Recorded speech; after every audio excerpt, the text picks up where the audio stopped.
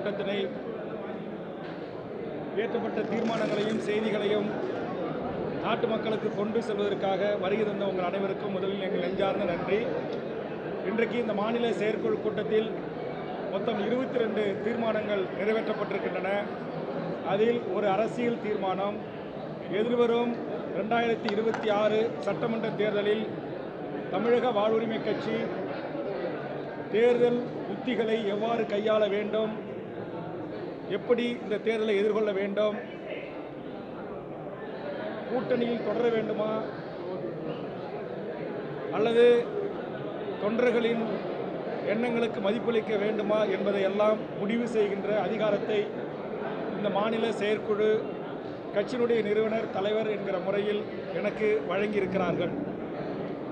2, தமிழ் ஈழ மண்ணில் நடந்தது மாபெரும் இனப்படுகொலை என்றும் அந்த இனப்படுகொலைக்கு ஒரு சர்வதேச நீதி விசாரணை நடத்தப்பட வேண்டும், அதற்கு ஒன்றிய அரசு உரிய நடவடிக்கைகளை மேற்கொள்ள வேண்டும் என்கிற சட்டமன்ற தீர்மானமும், தமிழீழ மண்ணில் நடந்தேறிய மாபெரும் இனப்படுகொலையின் ஊடாக உலகம் முழுவதும் புலம்பெயர்ந்து வாழ்கின்ற எமது ஈழ உறவுகளிடம் ஒரு பொது வாக்கெடுப்பை ஐக்கிய நாடுகள் சபையின் ஊடாக நடத்தி சுதந்திர தனி தமிழ் ஈழ அரசை உருவாக்கித்தர கூறிய நடவடிக்கைகளை ஐக்கிய நாடுகள் சபையினூடாக எடுக்க வேண்டும், அதற்கு இந்திய அரசு உரிய அழுத்தங்களை தர வேண்டும் என்கிற தீர்மானமும், ஒன்றிய அரசு சாதிவாரி கணக்கெடுப்பை எடுக்கும் தமிழ்நாடு அரசுக்கு அதிகாரம் இல்லை என்று ஒதுங்கிக் கொள்ளாமல் மாண்புமிகு தமிழ்நாடு முதலமைச்சர் அவர்கள் உடனடியாக சாதிவாரி கணக்கெடுப்பு நடத்தப்பட வேண்டும் என்றும், தமிழ்நாட்டில் இருக்கிற அரசு பதவிகள் 100%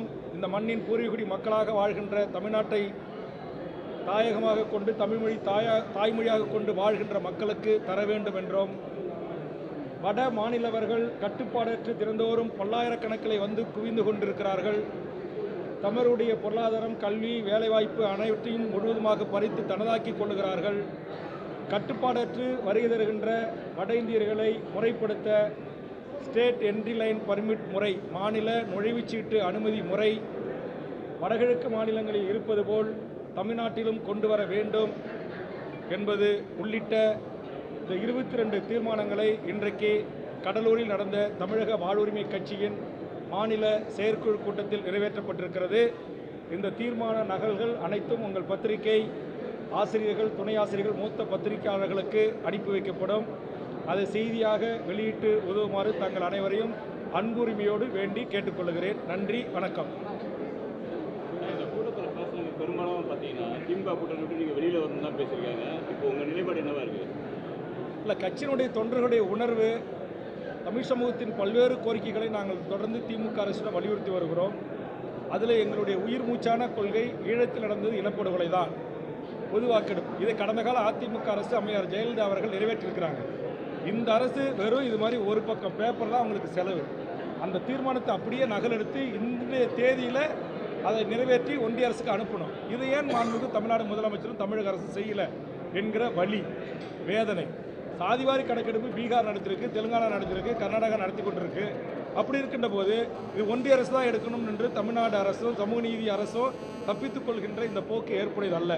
ஆக இதையெல்லாம் தங்களுடைய மன வேதனையாக கொண்டுதான் எங்கள் கட்சியினுடைய நிர்வாகிகள் என்னுடைய கவனத்திற்கு கொண்டு வந்திருக்கிறார்கள். சாதிவாரி கணக்கெடுப்பு இருக்கு, 10.5% கொடுத்தா போதுங்கிறாரு டாக்டர் ஐயா, எனக்கு நடத்தணுங்கிறாரு டாக்டர் அன்புமணி சார்.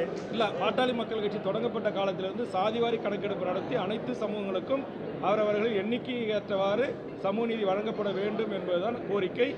அதைத்தான் இப்போது அன்புமணியும் கேட்கிறார், மருத்துவர் ராமதாஸ் ஐயாவும் கேட்கிறார், நானும் கேட்கிறேன், தமிழ்நாட்டில் இருக்கிற அனைத்து சமூக நீதி இயக்கங்களும் தலைவர்களும் கேட்கிறார்கள்.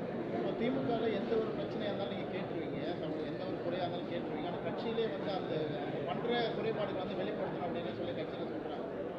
இந்த வரக்கூடிய தேர்தலில் உங்களோட எண்ணிக்கை வந்து கூட்டணியோட எண்ணிக்கை அதிகமாக இல்லை, பழைய நிலைமை? இல்லை, கண்டிப்பாக உங்களுக்கு நீங்கள் எல்லாருமே என்னுடைய அன்புக்கும் இதயத்துக்கும் நெருக்கமான பத்திரிகை நண்பர்கள் தான். உங்களை ஒவ்வொருவரையும் நான் தனிப்பட்ட முறையில் ஒரு 4 நூற்றாண்டு காலம் அறிவேன். நீங்கள் சொல்லுங்கள், இந்த கடலூரில் இங்கே இருக்கிற ஏத்துமேரி டவுன்ஹாலில் தொடங்கப்பட்ட இந்த தமிழக வாழ்வுரிமை கட்சி இன்றைக்கி தமிழ்நாடு முழுக்க வளர்ந்துருக்கா இல்லையா? மூத்த பத்திரிகையாளர் கண்ணசார் சொல்லட்டும், தேவா சொல்லட்டும், சீனு சொல்லட்டும், நீங்கள் யார் வேணுமாலும், சிவா அன்பன் சிவா சொல்லட்டும், குமார் சொல்லட்டும், கண்ணதாஸ், யார் வேணுமாலும் நீங்கள் சொல்லுங்கள்.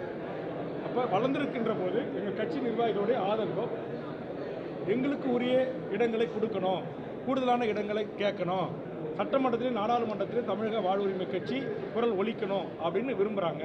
அந்த ஆதங்கத்தை இந்த செயற்குழு தெரிவிச்சிருக்கிறாங்க.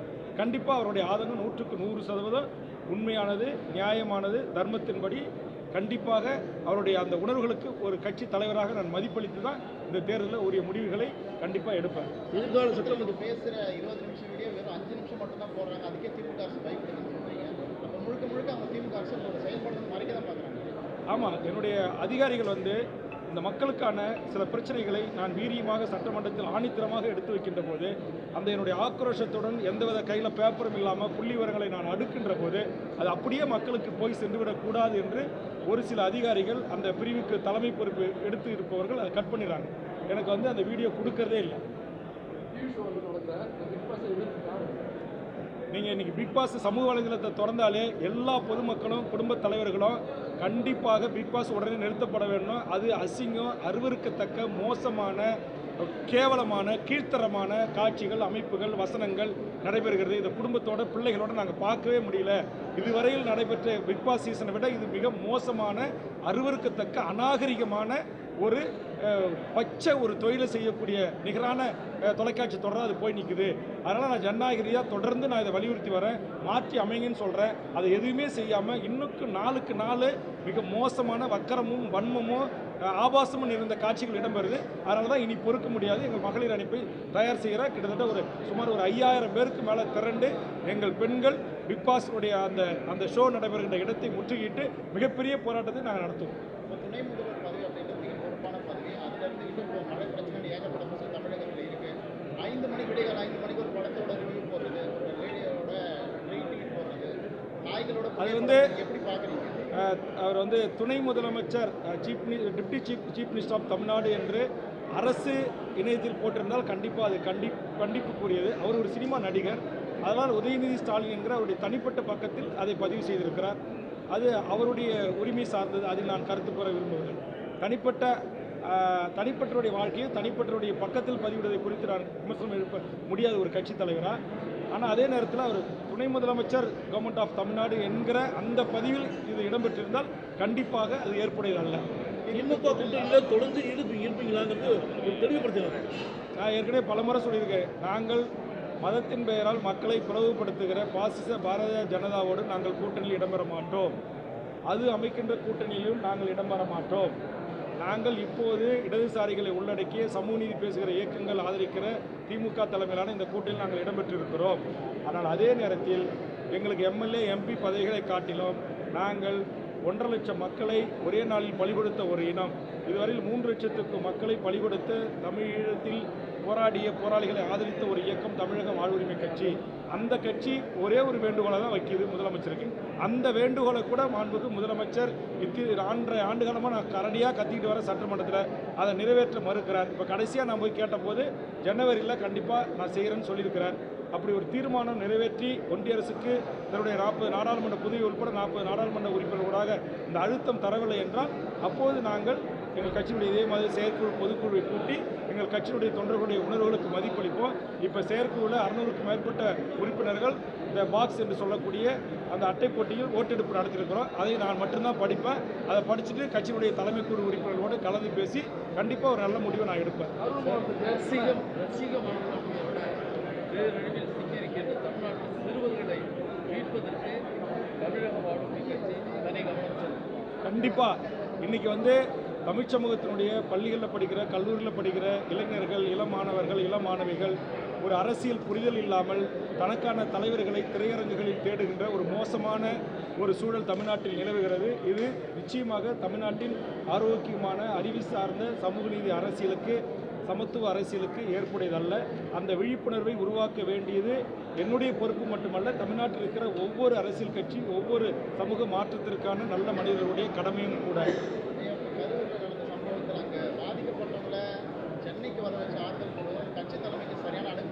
அது ஒரு கட்சி தலைவருக்கும் ஒரு கட்சிக்கும் ஒரு சரியான அணுகுமுறையும் அல்ல, அது ஒரு அழகும் அல்ல. நான் இது எவ்வளோ பெரிய வேதனையான விஷயம். அவங்களே உயிர்களை பலி கொடுத்து அவங்க துக்கத்தில் இருக்காங்க. அவங்கள தான் இருக்கிற இடத்துக்கு வர வைத்து பார்ப்பது என்பதும் இருக்கிற இடத்துக்கு வர வைத்து உதவி செய்வது என்பதும், பாதிக்கப்பட்ட மக்களையே பாதிக்கப்பட்ட இடத்திலிருந்து வர வைத்து தன்னுடைய பனையூர் தோட்டத்தில் பார்ப்பது என்பது ஒரு அரசியல் கட்சி தலைவருக்கு அழகல்ல. ஆனால் அப்படிப்பட்ட அரசியல் கட்சி தலைவரை ஆதரிக்கிற மனநிலையில் தமிழ் சமூகம் இருக்கிறது அல்லவா, அதை குறித்து தான் நாம் கவலை கொள்ள வேண்டும். அது பழைய கதை முடிஞ்சிச்சு. ஓகே, நன்றி நன்றி நன்றி.